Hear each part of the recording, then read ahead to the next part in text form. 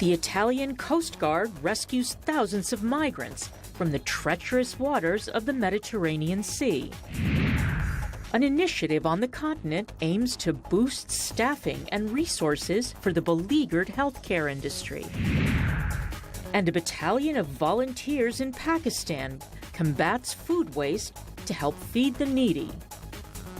Africa 54 starts right now. Good evening and welcome. I'm Vincent Makori. This is Africa 54. Now, we'll have those stories shortly. But first, a powerful car bomb triggered by a suicide attacker shattered the calm in Somalia's capital city on Tuesday, killing at least 22 people and wounding at least 30 more, according to the head of the Amin Ambulance Services in Mogadishu. Somalia's Information Minister Mohammed Abdi Hayari Murai told VOA that the car bomb was one of 3 car bombs Islamist extremists planned to detonate in Mogadishu. And Mariah says 2 of them were seized by government forces following tips from Mogadishu residents. But this one could not be prevented. Police Major Mohammed Ali told Reuters the bomb exploded outside the presidential palace and the 2 hotels opposite the palace have major damage. 5 soldiers outside the palace were also killed. Al-Shabaab terrorists have claimed responsibility for the attack. The tragedy was averted when the Italian Coast Guard rescued about 6,500 migrants sailing in the Mediterranean Sea on Monday. Most were traveling from Somalia and Eritrea. The operation, launched off the northern coast of Libya, was a coordinated effort between the Italian Coast Guard, Doctors Without Borders, and the European Union's border control agency, Frontex. The migrants were packed on board scores of boats, many of them flimsy rubber dinghies that became dangerously unstable in high seas. Most were believed to be Africans. Data from the International Organization for Migration, released on Friday, said around 105,000 migrants had reached Italy by boat so far in 2016, many of them setting sail from Libya. Nearly 3,000 men, women and children have died over the same period trying to make the journey. More than 1,000 migrants were rescued from boats in the Straits of Sicily on Sunday as they tried to reach Europe. Among the rescued migrants were infants and small children intercepted from the coast of Sabrata, Libya, according to Proactiva, which was coordinating the operation with the Italian Maritime Rescue Coordination Center. Some had jumped into the water and were retrieved and pulled up by rescuers. A long life buoy had also been thrown into the water for the migrants to cling to. More refugees were expected to set sail this week because of favorable weather conditions. Italy has been on the front line of Europe's migrant crisis for 3 years, and more than 400,000 have successfully made the voyage to Italy from North Africa since the beginning of 2014, fleeing violence and poverty. Well, the efforts of Africans to reach Europe via the Mediterranean Sea has created a criminal industry of human traffickers and smugglers.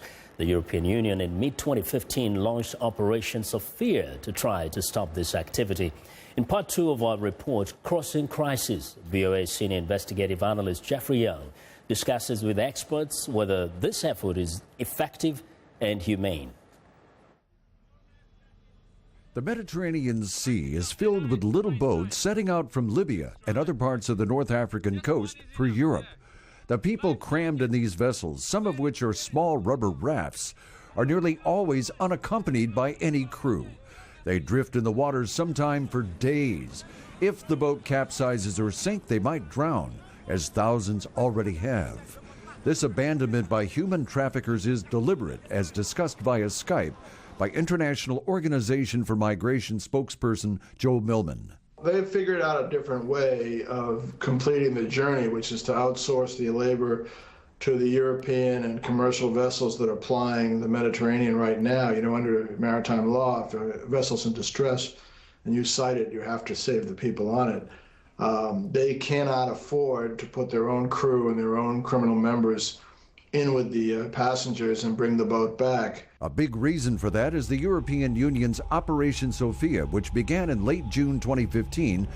This is a military venture involving 24 of the EU's member countries and operates alongside the Italian Navy as it sweeps the Mediterranean. Operation Sophia's mission is described via Skype by RAND Europe analyst and former Italian Navy official Giacomo Percipioli. The main mission of Operation Sophia is disrupting the business model that smugglers are using by doing boarding, search and seizures, and possibly arresting the smugglers. But it's also true, on the other hand, that safeguarding life at sea is international law. So it doesn't really matter what your official mandate is. The EU says that so far, at least 84 persons have been arrested by authorities for smuggling and trafficking. 246 vessels have been seized, though most, some 200, were rubber boats. Tommaso Fabbri is the Italian director of Médecins Sans Frontières, Doctors Without Borders. He talks about his concerns via Skype. My concern, which is that Europe is investing money and resources on deterrence, stopping smuggling, rather than saving life of migrants that needs to arrive in a safe place in order to be able, according to the international maritime law, to seek for any kind of international protection. However, the EU points out that Sophia has directly rescued more than 21,500 people from the Mediterranean. Additionally, there is also an effort underway to try to persuade Africans not to try to make the crossing. Again, via Skype, RAND Europe analyst Giacomo Percipioli. Italy is an example who, together with the IOM, has recently launched a campaign, an awareness campaign targeting populations in African countries using multi-languages to basically raise the awareness of the risks associated with taking the trip. But even confronted with violence and enslavement by human traffickers, sub-Saharan Africans continue to move north, hoping to leave for Europe. And with conflict, poverty, and drought at home, these people will keep putting one foot in front of the other in search of a better life, despite the risk of death. Well, for more perspective on this horrible situation, Jeffrey Young is here with me in studio. Jeff, once again, we are revisiting this very tragic story. Question is, how realistic is this plan to dismantle the smuggling syndicate here? Many of the people that I spoke with don't have much hope that this is going to stop what is going on. There's too much money involved. These smugglers are taking as much as thousands of dollars, the equivalent of thousands of dollars, from people just to put them in a little rubber raft. Then, as the piece showed, they're just towed out to sea, the line is cut, and they're left to drift to the elements and whatever fate may happen to them. But the smugglers themselves take off so that they're not caught and they're not subject to any prosecution. They go back to shore and get the next round of victims. And this has been going on for years now. Tommaso says perhaps instead of trying to stop the smugglers, just focus on rescuing people, allow people to get to Europe, because these people want to get there. Well, this is Médecins Sans Frontières' position, and it's very humanitarian oriented. They're not in the business of law enforcement. They're in the business of saving lives. You see what they do in Syria, in Aleppo, and other places. MSF is putting themselves on the line every day to help people. And in this instance, saving lives in the Mediterranean should be, according to them, the first and strongest consideration. Chasing smugglers is important because they're criminals, but human lives take the first priority. You know, I get the sense that unless something changes on the continent itself, in Africa, you cannot stop this movement. Look at the instabilities. Look at the economics that you have involved. The two major surge areas are Nigeria and Eritrea. And Eritrea in the Horn of Africa, we know all of what is going on there. And in Nigeria, there's economic opportunity. People want a better life, and they will risk their lives to get it. Well, Jeff, thank you very much for Thank you. Your excellent reporting there. Our thanks to Jeff Young, of course, is VOA's senior investigative analyst. Well, we want to know what you think about Africa 54 and the stories we covered. Join the conversation on Facebook. The address is Africa 54. And check out our headlines 24/7 on voaafrica.com. Find me on Twitter at VOA Vince Makori. Still to come, improving access to healthcare on the continent. Stay with us.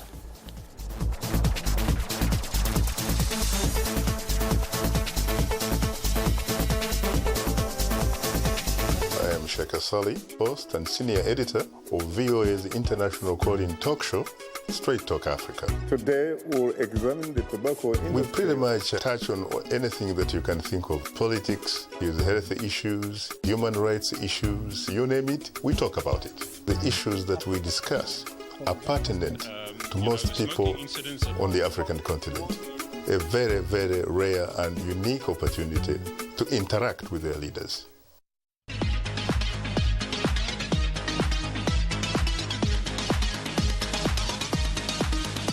Well, it's time for our health report, and joining us now is Africa 54 health correspondent Lino Madu with a look at World Water Day. Lino.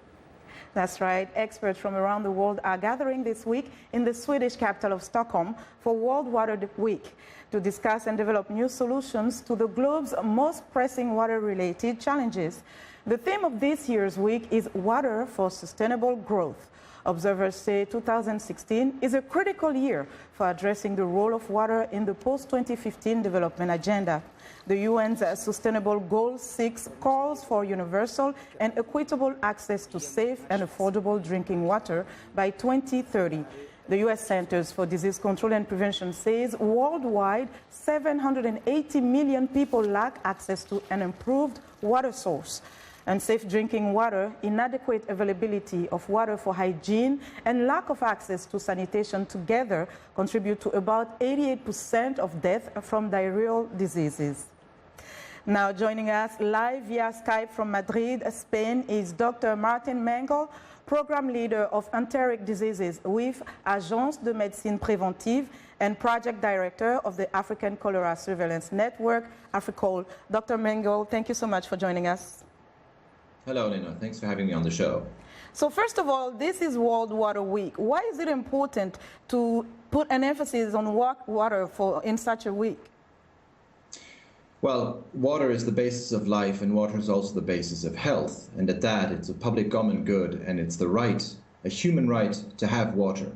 I think there's probably hardly a good or a commodity, if you want to call it that is more important than water. And in the absence of it, there are many diseases, primarily diarrheal diseases, that are transmitted and that large parts of the world's population still suffer from. So what is the picture? Can you describe for us what we are seeing, especially in sub-Saharan Africa, in terms of some of the waterborne diseases that are common? Well, I think there are the most recent estimates for life years, disability-adjusted life years averted. Meaning a year of a person's life that a person cannot live in perfect health due to the absence of safe water was 26 million only in 2010. Or if you want to put it another way around, there are thousands, hundreds of thousands of deaths that occur due to water-transmitted diseases, large parts of them due to diarrheal diseases, and the absence of safe water contributes to, I think the recent estimate is 88% of all deaths due to diarrheal disease. And Dr. Mengel, we know the solution when it comes to clean water. I mean, this is an issue that has been discussed for so many years. The solutions are there, we know them, but the issue is still remaining. Why? Well, I mean, in the early 20th century in Europe, we had the same situation that we still have in sub-Saharan Africa or Southeast Asia. And we did a simple thing. We built canalization and we built piping systems that would bring safe water to everyone. The same thing needs to be done in the entire globe. But still, although we know this, and though it has been formulated in the Millennium Development Goals that will exist up to 2015, Sub-Saharan Africa was the only region in the world to fail the goal of increased access to safe water. I think the problem is that the societies will need to consolidate and that the political will needs to be mobilized to actually make this happen. Okay, Dr. Mengel, that's the time we have for today. Thank you so much for joining us. And that was Dr. Martin Mengel, Project Director of African Cholera Surveillance Network, AFRICOL. Now, healthcare is one of the most challenged sectors in many African countries. Challenges include insufficient numbers of healthcare workers to poor infrastructure. However, through the AfriHealth initiative, the continent hopes to salvage the situation before it escalates. Saving lives, providing comfort. So many African health professionals lead rewarding careers. But there are times when doctors and nurses here are faced with serious challenges. Medical workers in some African countries have complained about issues such as lack of access to proper equipment and medicines and low pay. Consequently, many healthcare workers choose to become expatriates in hope of better lives and working conditions. We have a serious shortage of health workers in Africa, and it is reported by WHO that 6 million health workers are needed from all the world. So how can we address that? We don't expect miracle. We don't import doctors from anywhere else. We have to work together. It is against this backdrop that the Medical and Nurses Education Partnership Initiatives, MEPI and NEPI, was formed 6 years ago to revitalize education and address the pressing health needs of sub-Saharan Africa. Beginning September 2016, the initiative will be known as the African Forum for Research and Education in Health. We're very excited by this transition. Firstly, because it really brings together two very powerful professions in the response to health burden within the continent, the doctors and the nurses.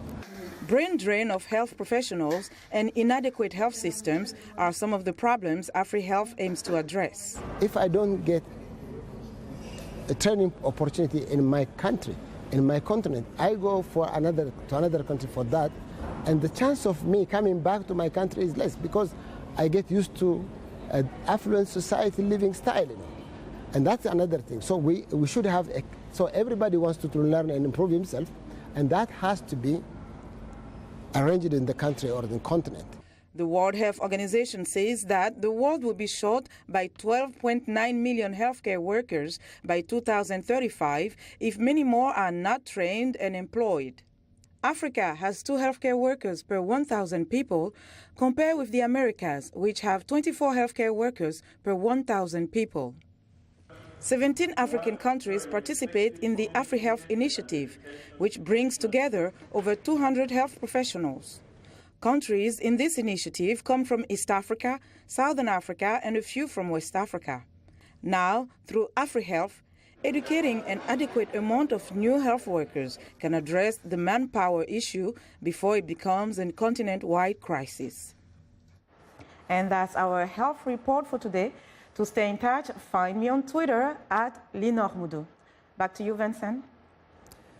Well, Lenore, thank you very much. Now, be sure to watch Lenore Moudou's health reports every Tuesday and Thursday right here on Africa 54.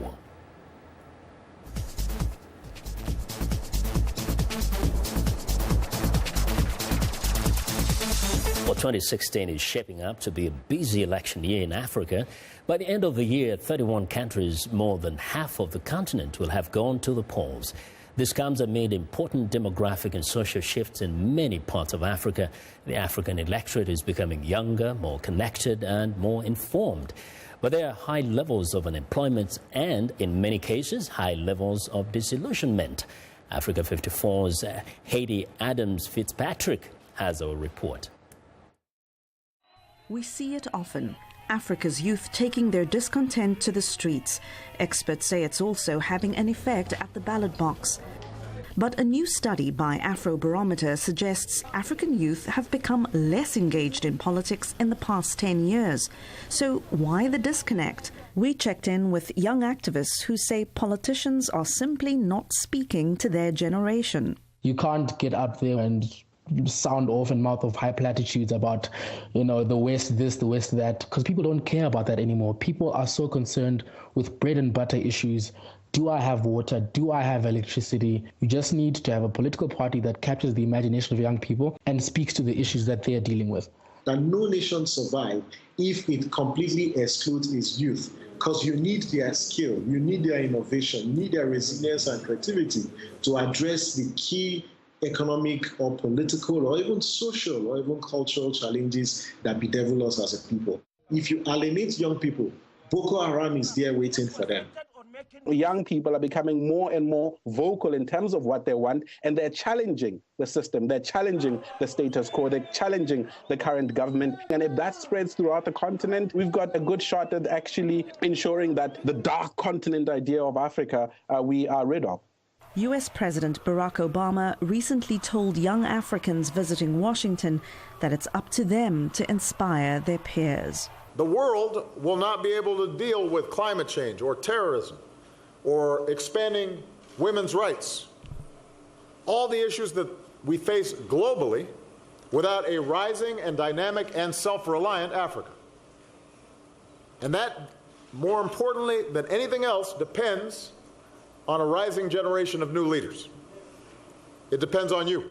This message hit home with a young Ugandan who says a new type of leadership is needed to attract a new generation of voters.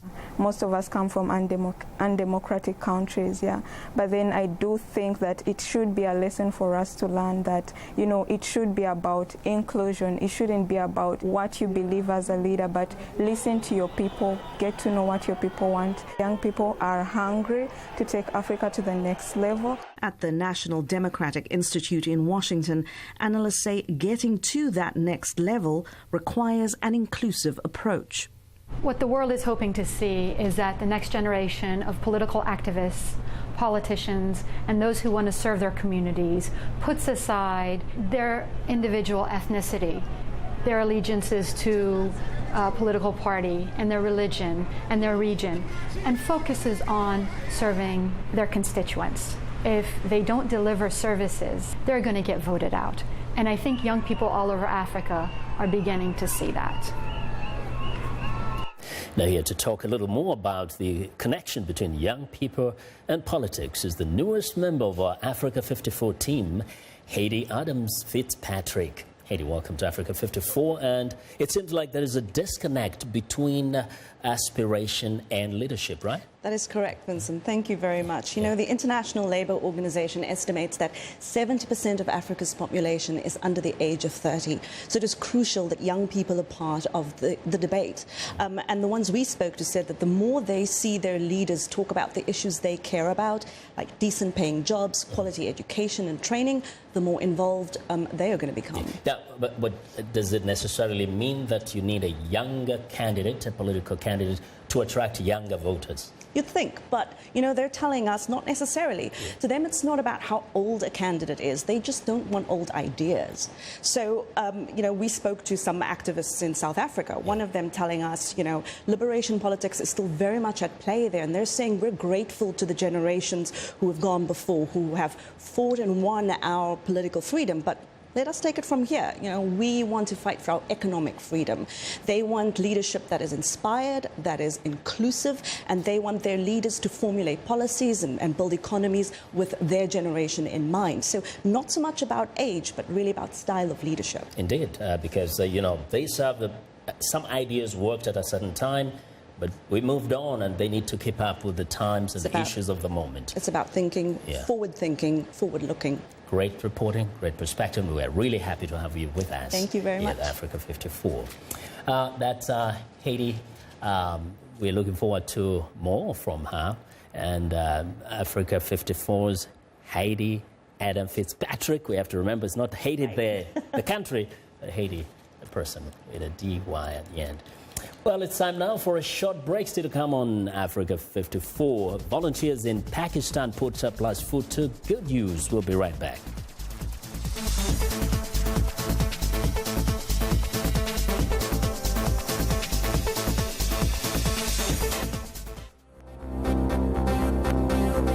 If you've just joined us, I'm Mariama Diallo, and here is a quick recap of today's headlines. In the DRC, the Supreme Court orders the release of the 3 pro-democracy leaders who had been arrested for opposing President Joseph Kabila's new term. In Uganda, the UN High Commissioner for Refugees visits the country's refugee camps, and he praises the government's policy on refugees. In Kenya, 2 of the top 3 Olympic Committee officials released on cash bail had been arrested on mismanagement and doping charges. Finally, in Libya, government forces say one last area remains to oust the Islamic State group militants from Sirte. That's all for today. Thanks for watching. We'll see you next time.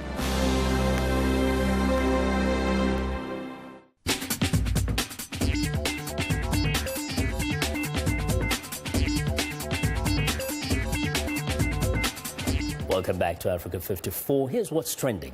A volunteer organization in Pakistan is working to feed the poor and cut food waste at the same time. Volunteers are busy picking up food from restaurants across Karachi as part of a movement called the Robin Hood Army. Now, these young students and professionals take surplus food from restaurants and distribute it at slums, orphanages and shelters. Pakistan ranks alongside Ethiopia on the Global Hunger Index, while reports suggest that 40% of the food cooked in the country goes to waste. The organization started in India in 2014 and has now expanded to 7 countries. Well, next up, researchers at University College London are programming computers to generate script that could be realistic enough to fool handwriting experts. So far, the only giveaway sign is the fact that the computer script is printed. With the aid of a microscope, you can see it wasn't written with pen and ink. One use for the technology could be to help companies such as banks create realistic-looking handwritten envelopes to obscure important official documents going through the mail. Now, another is to allow those unable to write through disability to write again. Well, and finally, welcome to the exclusive Avia Hotel in Buenos Aires. School-aged children between 6 and 13 years old take their places at the circular tables and are served a gourmet meal. It might not look like it, but this is a lesson in manners. Guided by etiquette experts, they will learn how to eat in a formal setting. Assistants stand behind every child to teach them how to take the napkin, put the arms in the correct angle when eating, and how to manage tableware properly. Now, the 3-hour-long lesson tuition costs more than $100 per child, and that is what is trending today. And that's our show for today. Now, be sure to watch Africa 54 on our website at voaafrica.com. For more news, tune in to VOA's evening radio show, Africa News Tonight, at 1800 UTC and in the morning today, Break Africa between 0300 and 0600 UTC, Monday through Friday. Thanks a lot for watching from all of us in Washington. Have a good night.